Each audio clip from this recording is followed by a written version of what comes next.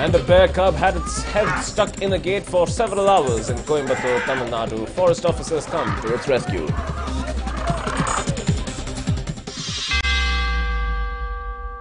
Hello and welcome to NEWS9. I'm Nikhil Vasuki. We begin with some big news coming in. Youth thrashed by public suspecting him to be a child trafficker. This incident took place on Tanisandra main road near Hennu. Residents beat up the youth in the middle of the road and hand him over to Hennu police. That's the latest that has just come in. Youth thrashed by members of the public suspecting him to be a child trafficker. This incident took place on Tanisandra main road near Hennu. Let's just take a look.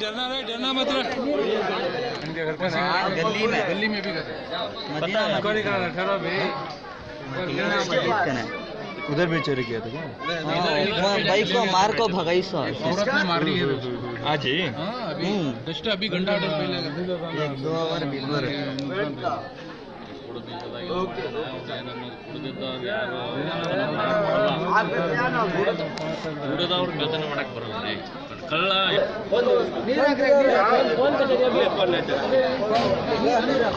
क्या बात डरना मत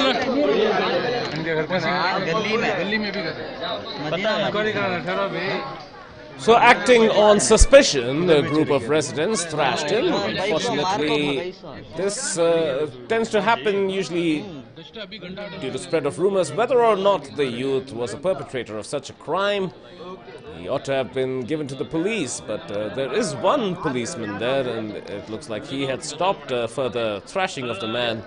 But before all this happened, he was cornered and thrashed, and he can be seen with lacerations on his face before they helped him out and washed his face as well. But unfortunately, this sort of mob beatings are becoming all too common, with rumors of child trafficking having spread out across WhatsApp and other means of social media.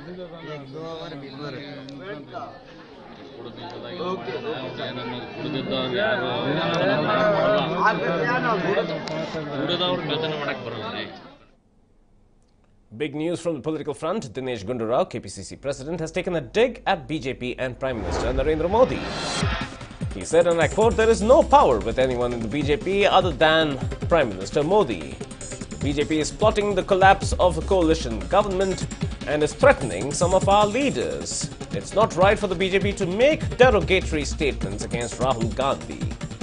Dinesh Gundurao slamming the BJP as well as Prime Minister Modi, stating that all power lies in the hands of Prime Minister Modi alone, nobody else at the BJP, and that the BJP is threatening some of the leaders of the Congress and is plotting the collapse of the coalition government, and also the fact that it is not right for the BJP to make derogatory statements against Rahul Gandhi.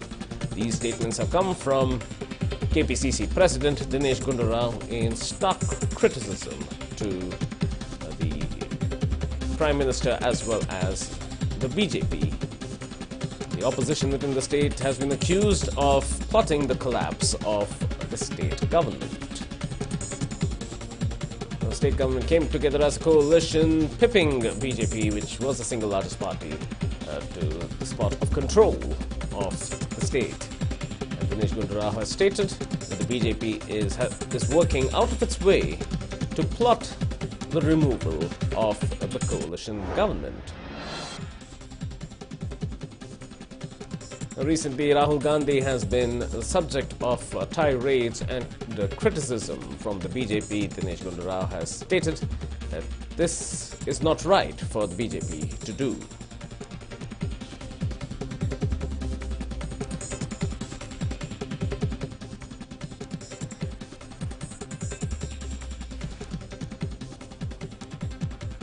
S. Prakash, BJP spokesperson, is on the phone with me. Prakash, very good morning to you. Now we see Dinesh Gundurao making these statements that there is no power within the BJP other than with Prime Minister Modi, but at the same time the BJP, at least in Karnataka, is plotting the collapse of the coalition government. How do you respond to these charges? No, Mr. Dinesh Gundurao these days believe in making reckless statements, irresponsible statements, and he believes he can grow over that. and we have stopped attaching much importance to what Mr. Dinesh Gundurrao speaks. He is nothing but a dummy KPCC president in Congress party. Who would listen to him? I don't know. What powers he has got to take independent decision in the party? Let him assert himself. He has not even been included in the coordination committee so far, even after he became KPCC president 2 months, making wild allegations against BJP, making wild allegations against PS Yedurappa, can only get him 2 lines of publicity for him. It will not add to his credibility or to his leadership. Okay. Now, he's also stated that the BJP, at least in Karnataka, is threatening some of the Congress leaders. Perhaps, would you question the basis of this? How can we threaten any MLAs, elected representatives? It is their own government. His own deputy chief minister is the home minister here. What is he doing? How can we threaten?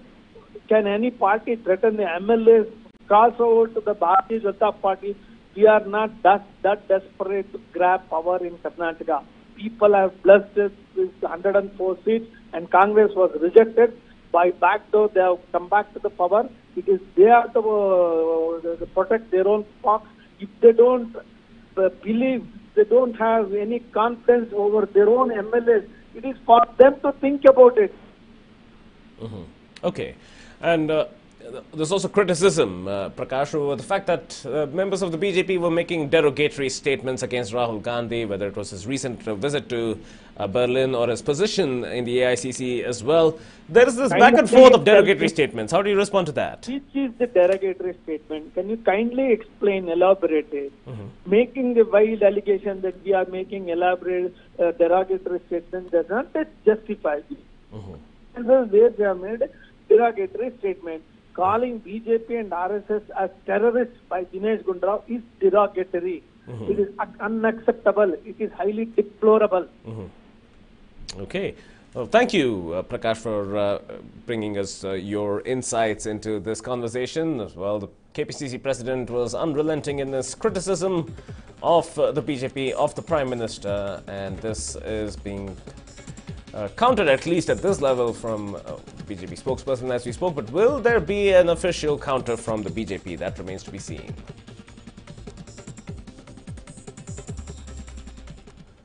Meanwhile, the BJP made a veiled attack on both Mallikarjun Kharge and his son, Priyank. The BJP has accused Mallikarjun Kharge of not letting any Dalit leaders grow within the party. Now, these criticisms have come in after Priyank Kharge had made a statement calling Mohan Bhagwat the real father of Prime Minister Modi. So here we have the comment that was responded to in a tweet. The tweet from BJP's Karnataka division, a low-level comment by a son whose real father didn't let any other Dalit leader grow within the party and continued his dictatorship. The real father and son made property worth crores, and father also crowned his son as IT Minister of Karnataka, knowing his son doesn't even have a degree. These are the criticism coming in. No names taken, but when they mentioned IT Minister, they were referring to Priyank Kharge, as he was the IT Minister in the previous administration. The administration of Siddaramaiah. Right now, he's a social welfare minister in the Kumaraswamy cabinet. PR Ramesh, MLC from the Congress, is on the phone with me. Mr. Ramesh, a very good morning to you. Now, there appears to be a backlash on a comment that was made by Minister Priyank Kharge about the real father of Prime Minister Modi being Mohan Bhagwat. BJP has responded with a direct attack without taking names. You've seen the tweet, I imagine. How do you respond? Well, first of all, you see how these BJP ruling states are treating the scheduled caste and scheduled tribe in the North India, especially. And even in South India, they are not supposed to get all the benefits for this SPSC, whatever the constitution provides. Today they speak about a leader who is a tall leader who served the nation and as well as the state for decades.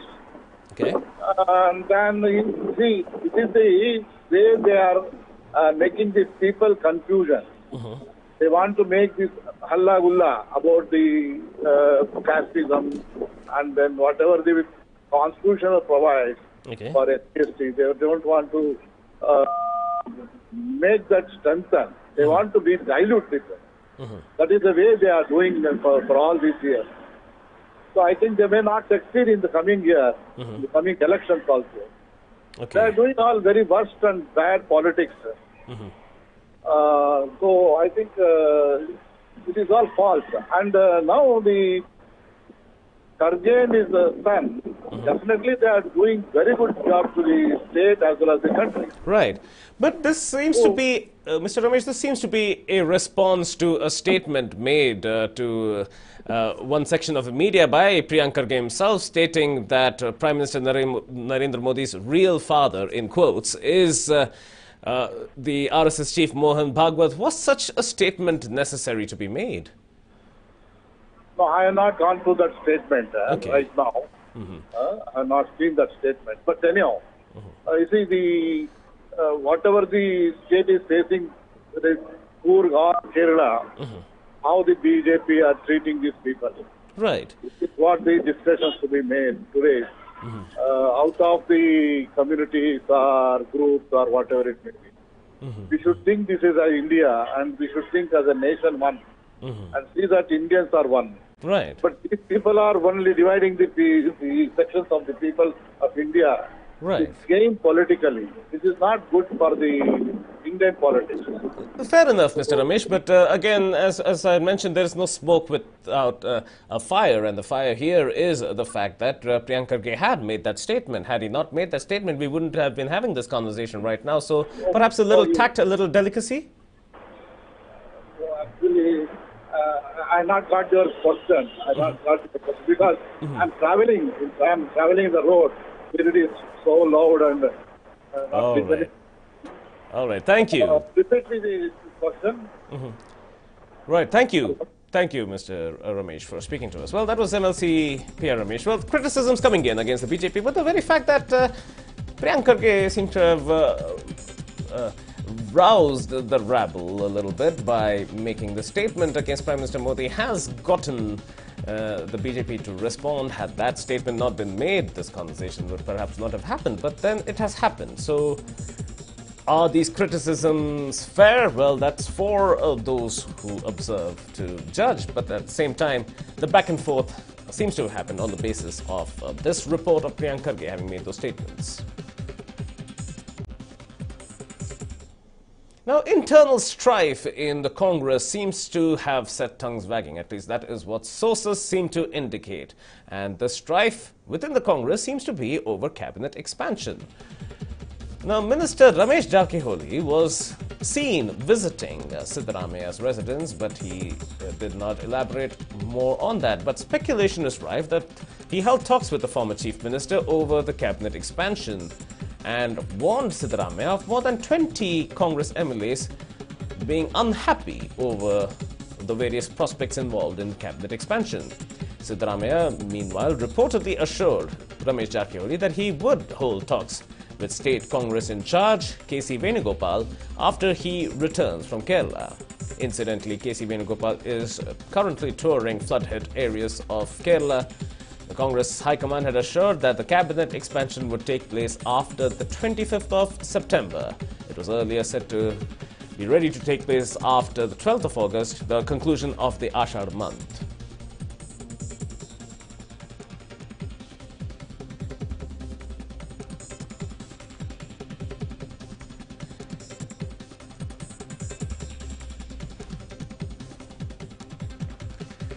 Now, more than 20 ministers are reportedly trying to pressurize the Congress High Command over a speedier cabinet expansion.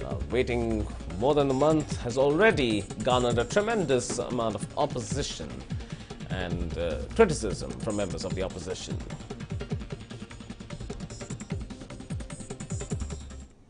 Now, Chief Minister H.D. Kumaraswamy has issued a statement on Defence Minister Nirmala Sitharaman's visit to the district of Kodagu. He said, and I quote, "It is unfortunate that the Defence Minister had to go through certain inconveniences, and that it's time for all of us to forget small differences and therefore join hands for rehabilitation of flood-affected Kodagu." Now, on the visit of Nirmala Sitharaman, there was a confusion with regard to protocol that led to an argument between her and Kodagu District in charge Minister Sara Mahesh that further led to backlash from Deputy Chief Minister Parameshwara and Sara Mahesh himself, questioning her and also speaking about issues surrounding her own membership of Parliament in the Rajya Sabha coming in from Karnataka. Kumaraswamy sought to wave the white flag of peace between his coalition partners and the Union Defence Minister. Now, a special court that is hearing the Arkavati layout land denotification case is likely to rule on the possibility of dropping the case against Chief Minister H.D. Kumaraswamy, who is one of the accused in the case. The special court was hearing a plea filed by the Chief Minister to drop charges against him in the denotification case.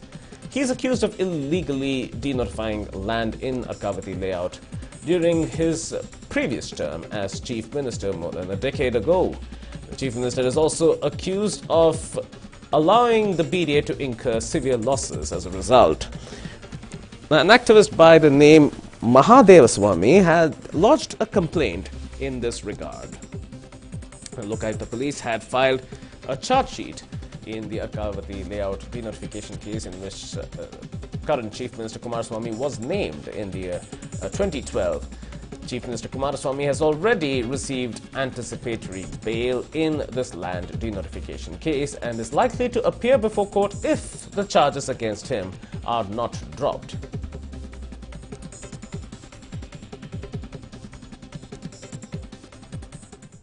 Now appears to be some good news for Bengaluru. Deputy Chief Minister Dr. G. Parameshwara inaugurated the new signal-free corridor on west of Court Road in Bengaluru.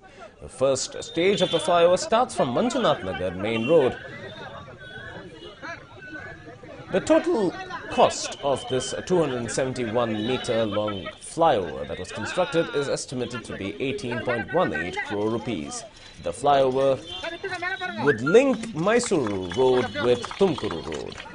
The Deputy Chief Minister was accompanied by MLA Suresh, Mayor Sampath Raj, former Mayor Padmavati and BBMP Commissioner Manjunath Prasad. This signal-free corridor is expected to unclog several gridlocks that tend to take place in the Rajajinagar area, and this has been welcomed in a big way.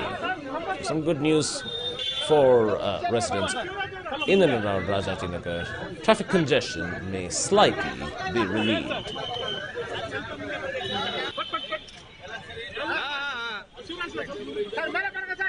Also in attendance are MLA Suresh, Mayor Sampath Raj, former Mayor Padmavati, under whom the construction originally began, and BBMP Commissioner Manjunath Prasad.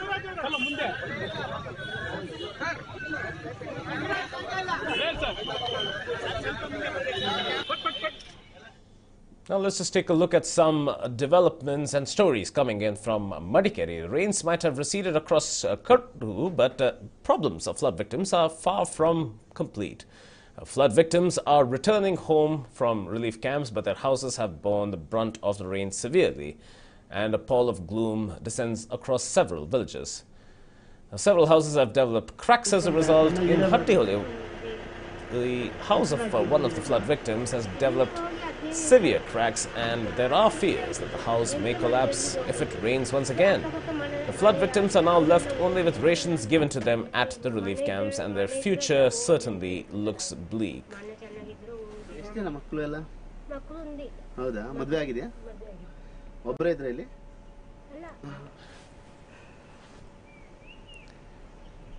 ಅಮ್ಮ, ಮೊದಲನೇದಾಗಿ ನೀವು ಎಷ್ಟು ದಿನ ಸಂತ್ರಸ್ತ ಕೇಂದ್ರದಲ್ಲಿ ಇದ್ರಿ? ಗಂಜಿ ಕೇಂದ್ರದಲ್ಲಿ 8 ದಿವಸ.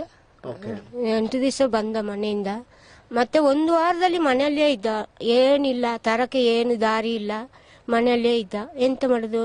ಅಲ್ಲ, ಈಗ ಅಲ್ಲಿಂದ ಬಂದಿದ್ದೀರಾ, ಇಲ್ಲಿ ಇಟ್ಕೊಂಡು ಮನೆಗೆ ಹೋಗಕ್ಕಾಗಲ್ಲ, ತಕ್ಕತ್ ಏನ್ ಪ್ರಾಬ್ಲಮ್ ಇಲ್ಲ, ದಾರಿ ಇಲ್ಲ, ಏನು ತಕೊಂಡು ಹೋಗಕ್ಕೆ ದಾರಿ ಇಲ್ಲ ನಮಗೆ. ನಮ್ಮ ಮನೆ ಒಂದು ರೋಡ್ ಸೈಡ್ ಅಲ್ಲಿ, ಆ ಕಡೆ ಹೋಗಕ್ಕೆ ಆಗೋದಿಲ್ಲ, ಈ ಕಡೆ ಬರಕ್ಕೆ ಆಗೋದಿಲ್ಲ. ಎಲ್ಲಿ ದಾರಿ ಇಲ್ಲ, ಮೇಲೆ ಹತ್ತುವಾಗ ಅದು ಎಲ್ಲ ಬೀಳ್ತಾ ಉಂಟು, ಎಲ್ಲಿ ಹೋಗಕ್ಕೆ ಆಗೋದಿಲ್ಲ. ಈಗ ಸಂತ್ರಸ್ತ ಕೇಂದ್ರದಿಂದ ಅವೆಲ್ಲ ನೆರವು ಅಕ್ಕಿ ತಗೊಂಡ್ ಬಂದಿದ್ದೀರಾ, ಇಲ್ಲಿಗೆ ಮುಂದೆ ತಗೊಂಡ್ ಹೋಗಕ್ಕಾಗಲ್ಲ, ಹೆಂಗೆ ಮುಂದೆ ಜೀವನ ಅಂತ? ಎಂತ ಮಾಡೋದು, ಎಲ್ಲಿ ಹೋಗೋದು, ಇನ್ನು ಎಲ್ಲಿ ಹೋಗೋಕ್ಕಾಗೋದಿಲ್ಲ. ಹೋದ್ರೆ ಹೋಗ್ಲಿ ಅಂತ ಎಲ್ಲಿಯಾದ್ರೂ ಹೋಗಿ ದಾರಿ ಹುಡ್ಕೊಂಡು ನಾವು ಮನೆಗೆ ಹೋಯ್ತೀವಿ. ಈಗ ಅಲ್ಲಿ ಎಂತ ಆಗಿದೆ ಅಂತ ಗೊತ್ತಿಲ್ಲ, ಹೋಗ್ಬಿಟ್ಟು ನೋಡ್ಬೇಕಷ್ಟೇ. ಈ ತರ ಪರಿಸ್ಥಿತಿ ಯಾವತ್ತಾರ ಅನ್ಕೊಂಡಿದ್ರೆ ಇಷ್ಟು ಕಷ್ಟ ದಿನಗಳು? ಇಷ್ಟು ಕಷ್ಟದಲ್ಲಿ ಯಾವಾಗೂ ನಮಗೆ ಬಂದಿಲ್ಲ. ನಾವು ದುಡಿಯುವವರು ತೋಟದಲ್ಲಿ ಹೋಗಿ ಬಂದ್ಬಿಟ್ಟು ಎಲ್ಲ ಸುಖದಲ್ಲಿ ಇದ್ದೀವಿ. ಈಗ ಆಯ್ತದಂತ ಗೇಣ ಮಾಡಿಲ್ಲ ನಾವು. ಎಂತ ಮಾಡುದು, ತಿನ್ನಕ್ಕೆ ಎಣೀತಿಲ್ಲ, ಬಡವರು ನಾವು, ಏನಿಲ್ಲ. ಸಾಕಷ್ಟು ಕಷ್ಟಪಟ್ಟು ಮನೆಯೆಲ್ಲ ಮಾಡ್ಕೊಂಡಿದ್ರಿ, ಇಡೀ ಮನೆ ಈಗ ಹಾಳಾಗೋ ಪರಿಸ್ಥಿತಿ. ಮನೆ ಕಟ್ಟಿದ್ದು 1-2 ವರ್ಷ ಆಯ್ತು, ಅಂಥದ್ದು ಮನೆ ಕಟ್ಟಿದ್ದು. ಅದು ಮನೆ ಇಲ್ಲಿ ಈಗ ಇಲ್ಲದಾಯ್ತತ್ತ ಅಲ್ಲ ಅಂತ ನಮಗೆ ಒಂದು ಬೇಜಾರು ಅಷ್ಟೇ. ಇನ್ನು ತಿನ್ನಕ್ಕೆ ಏನಾದರೂ ಹೆಂಗೆ ಅದನ್ನು ಮಾಡ್ಬೋದು, ಮನೆಯಲ್ಲಿದ್ರೆ. ಈಗ ಕಣ್ಮುಂದೆ ನೋಡಿದಂತ ಸಂದರ್ಭದಲ್ಲಿ ಹೆಂಗೆ ಈಗ ಇಷ್ಟೆಲ್ಲ ಕಟ್ಟಿದ ಮನೆ ಹೆಂಗಾಯ್ತು ನಿಮ್ ಕಣ್ಮುಂದೆ ಕಂಡಾಗ ಏನ್ ಅನ್ಸುತ್ತೆ? ನಾವು ಕಣ್ಣಾರ ನೋಡ್ಬಿಟ್ಟು ನಾವು ಹೊರಗೆ ಬಂದಿದ್ದು. ಅದೊಂದು ಸೈಡು ಒಂದು ಸೌದ ಆಯ್ತು ನಮಗೆಲ್ಲ ಮನೇಲಿ ಇರುವಾಗ. ಆಗ ಅಕ್ಕಪಕ್ಕದಲ್ಲೂ ಅವರೆಲ್ಲ ಕರೆದ್ರು, ಬೇಡಪ್ಪ ಮನೇಲಿ ಕೂರೋದು ಬೇಡ, ಹೋಗು ಅಂತ ಹೋಗ್ಬಿಟ್ಟು ನಾವು ಹುಟ್ಟು ಬಟ್ಟೆಯಲ್ಲಿ ಓಡಿ ಬಂದಿದ್ದು. ಈಗ ಮನೆ ಇಲ್ಲದಾಯ್ತು, ಎಂತ ಮಾಡುದು ಅಂತ ನನಗೆ ಬೇಜಾರ. ಈಗ ಇನ್ನು ಕೂರಕ್ಕೆ ಒಂದು ಮನೆ ಇದ್ರೆ ನಮಗೆ ಬೇಜಾರಿಲ್ಲ, ಹೆಂಗಾದ್ರೂ ಎಲ್ಲಾದ್ರೂ ತಗೊಂಡು ಹೋಗಿ ಬಂದು ಅನ್ನ ಎಲ್ಲ ಮಾಡ್ಬೋದು ಅಂತ. ಕೂರಕ್ಕೆನೆ ಮನೆ ಇಲ್ಲ ಇದ್ರೆ ಎಂತ ಮಾಡುದು? Tears of despair. These are families who are not so well off financially, and what has transpired here is many years of hard work and money put in, saved for a dream house. And the dream house is now in a state of disrepair, all thanks to the heavy rains and the flooding. And the worry is that further rains may very well cause the whole house to collapse. Not to mention, personal effects within these houses have been completely destroyed. Now, the search operation to find the mortal remains of flood victims continues in Madikeri. The NDRF, civil defense personnel and police are carrying out their search operation, although in a very delicate manner. 5 more persons are yet to be found. So far, 13 persons' remains have been recovered from flood-affected areas. Now, the recent floods and landslides in Kodagu have made it very difficult for search operation personnel to locate and retrieve bodies of the deceased who were washed away. The most recent recovered remains were that of Francis, who had ventured out of his house on the 16th of August but was unfortunately washed away. He was found about 4 kilometers from his house. Now, education institutions are resuming their function in Kodagu. Schools and colleges had a break of 20 days because of the floods. The authorities have been asked to enroll students in institutions in large numbers near relief centers. This has been an instruction from the Deputy Commissioner as well, who has asked the authorities to ensure maximum enrollment of students in residential schools. Even those schools that have been converted to relief camps have been asked to bridge gaps for those students who were forced to stay in these relief camps just until such time that they can go back home and rejoin their own schools. We spoke to a principal of one of the colleges that reopened. Let's listen in. After 1 week it is opening, because we had the NAC visit on 17th and 18th. Then from 19th onwards, 20th onwards, 1 week we had a holiday, and that was declared by Mangalore University. They had given us this. So the number of students are seeming to be less, because they have to come from far off places, and many places are blocked. From Sulya it's very difficult to come. So they've asked us the permission. So first 1 or 2 days we have given them the permission, and we are making the arrangements in the hostel for those students who cannot come through the road. We have made a list of 41 students, and they have undergone different kinds of difficulties. So based upon that, we are providing a hostel facility, and we have some houses which are empty, like warden's quarters, principal's quarters, and we are trying our level best to make the accommodation. And many sponsors have come forward to adopt those students till they finish the education.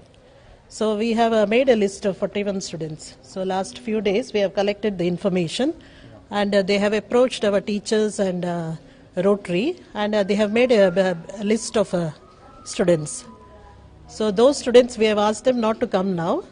So unless we make the arrangements, we have to make the arrangements of cots and beds, because some rooms do not have the cots. When will that? That today we will have the meeting, because all the hostel wardens and other senior members have to come. After that, we will within one day we will make the arrangements. And some. Well, I do have the principal who just spoke to us on the phone right now, Principal Parvati Appaiah. Thank you for joining us. Ma'am, you just spoke about providing various arrangements and accommodation for 41 students whom you've identified. What is the need of the hour now? What do you need most to facilitate this? Ms. Appaiah, you're on phone. We have to rehabilitate most of our students because they are affected. We have already made the arrangements with the hostel, and 30 students could be accommodated in our ladies' hostel. Okay. And we have identified some quarters which are vacant. Okay. There we are going to accommodate the boys. Because boys' hostel has a very less number of rooms which are empty. Therefore, we have already made the arrangements. And we are consulting the district administration to provide them the beds and all, because some cots are not there in the hostel for all the students. Right, right. So 45 students are already identified, and today many students have come to the college, and they have come forward and they have given their names. They were staying in relatives' houses, not in a Ganjimata or a community hall. Right, right. So those students are also identified, and we are doing our level best. And many sponsors, they have come forward to adopt certain students, their fees and everything they are going to that's bear. That's certainly wonderful. Now, here's perhaps the biggest challenge that you might be facing. The gap in the academics itself may have cost quite a bit. Given the 20 days of gap, what can possibly be done at this stage? I think we'll have to hold some special classes on Saturdays and Sundays in order to complete the portions. All right. And we may have to start the class little early, but it's very difficult for students to come from far-off places. Roads are blocked, and that is the problem, and they have also asked for accommodation. That's right, that's right. So to the maximum extent, we'll provide them wherever it is possible. So even the teachers find it difficult to come, because the roads going to Mekeri and to Sulya, these are all closed down. Right, right. So it is a real challenge for all of us. Well, it's a challenge, but we must commend you for the efforts that you're putting in for the sake of the students as well. Thank you, Ms. Parvati Appaiah, for talking to us. So these little stories are coming out where even the schools and colleges are doing their bit to accommodate students and bridge gaps in learning process that have arisen because of these inclement conditions that have affected the entire district of Kodagu. While the schools and colleges are reopening, catching up with academics in the midst of finding accommodation, certainly a distressing thing for students.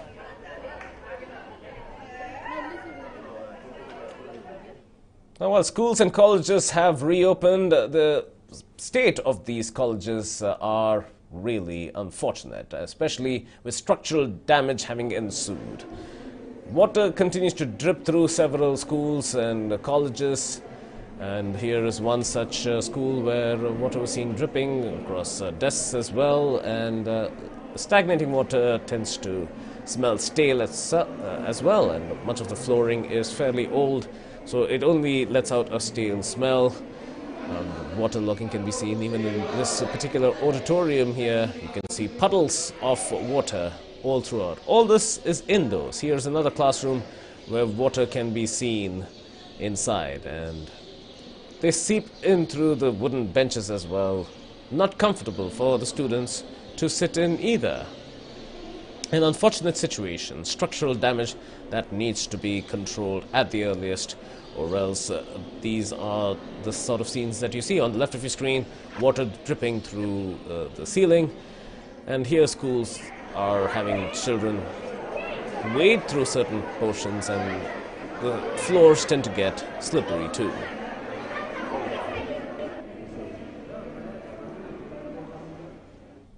Now, railway bridge in Hassan has collapsed due to heavy rains. The bridge was connecting Bengaluru and Mangaluru. This incident took place at the section of Yadakumeri in Sakleshpur Taluk. As you can see, the landslide is severe as well, owing to the heavy rains, and the track is virtually invisible. That's how heavy the rains and the landslides have been, and transport continues to be affected. Fortunately, no train was there in the vicinity, and the public works officials as well as the railway department are working together to get this sorted at the earliest.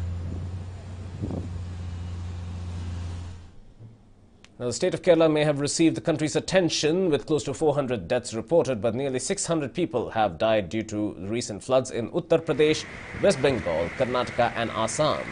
The total number of deaths, including that of Kerala, is reported to be 993, pushing 1,000. According to the Home Ministry, more than 70 lakh persons were affected by the recent floods, and 17 lakh people are living in relief centers across these states. Kerala has borne the worst of it all, with close to 400 deaths out of the total of close to 1,000 deaths across the country because of heavy rains, inclement weather, flooding and landslides.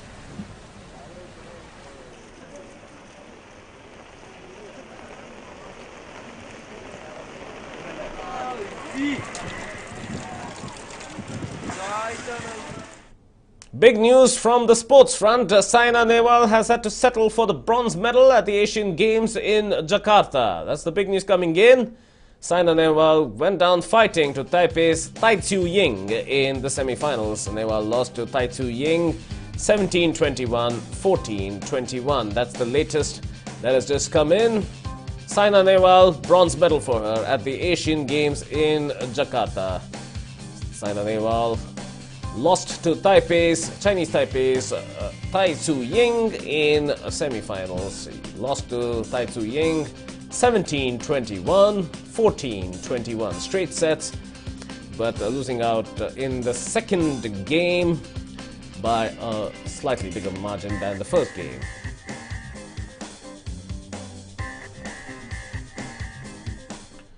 Big news coming in. More than 1,000 cab drivers have laid siege to the Ola company office in Murgeshpalya. This is the latest coming in. Members of more than 20 cab associations staged a protest. Ola is accused of harassing drivers. That's the latest coming in. Harassment of drivers being alleged by more than 1,000 drivers belonging to more than 20 associations. Here is the protest. Let's take a look.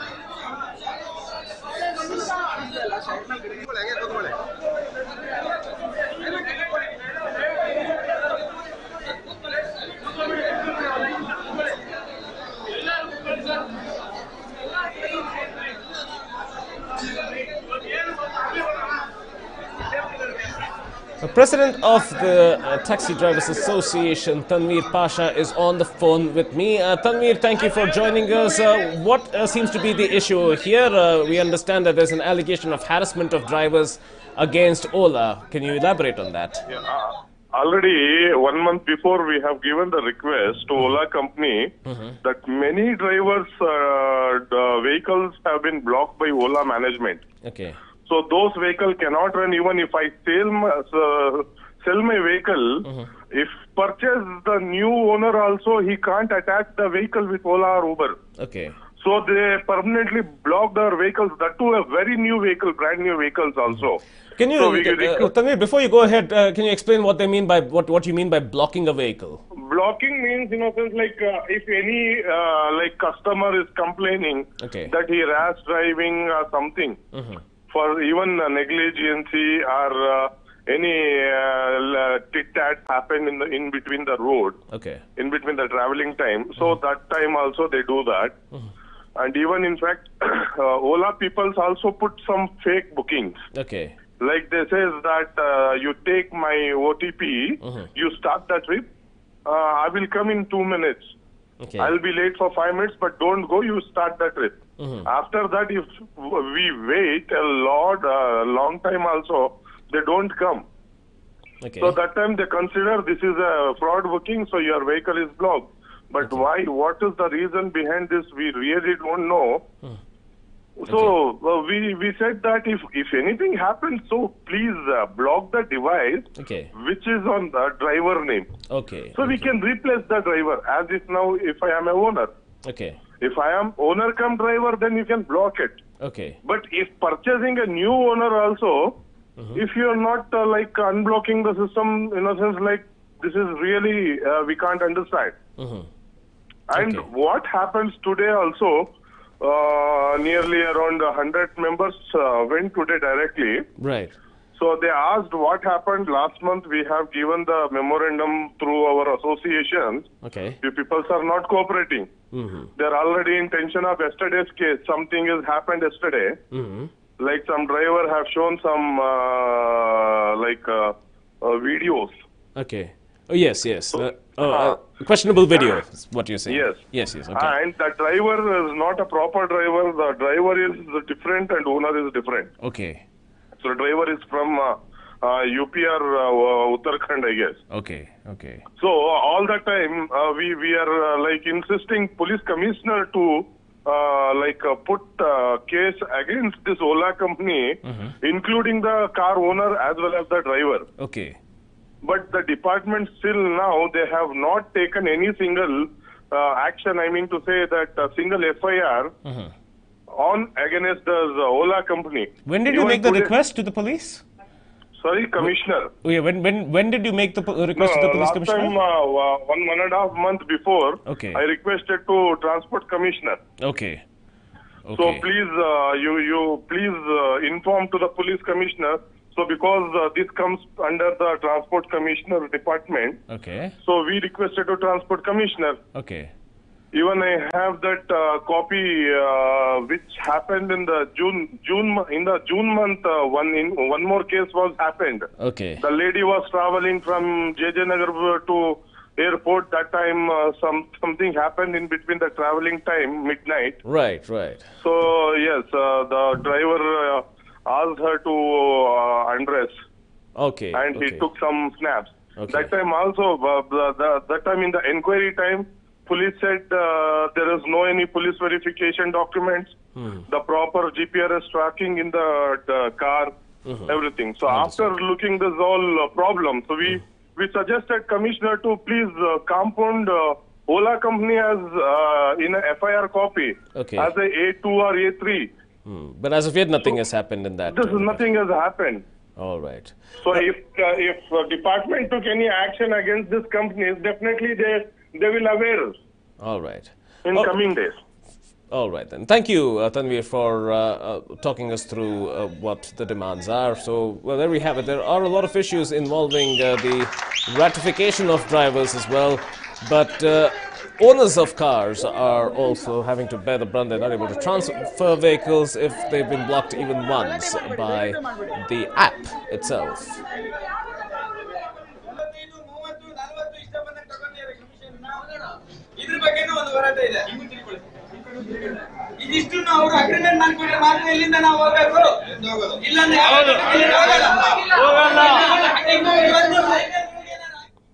Now, BJP's MLA from Gangavati, Parana Munavalli, was taken to task by residents when he went to seek votes for BJP candidate Pampapati.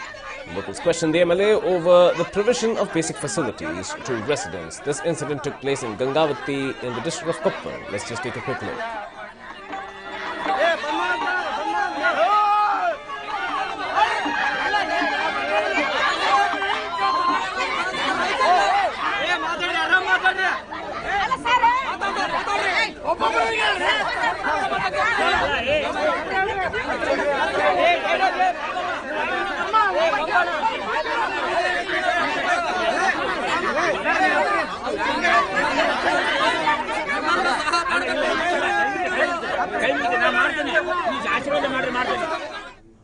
Yeah, all of of these things tend to happen with just 2 days left for local body polls, especially in Koppal. On that note, that's a wrap on this edition of the Bulletin. Up next is a NEWS9 special where we talk about another dangerous challenge that is grabbing kids' attention after the blue whale. This is called the Momo Challenge. Take a look.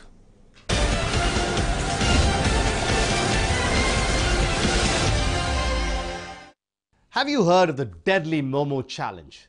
It has nothing to do with the edible momos. It is a dangerous challenge that you do not want to try your hand at. Take a look as to what we're talking about.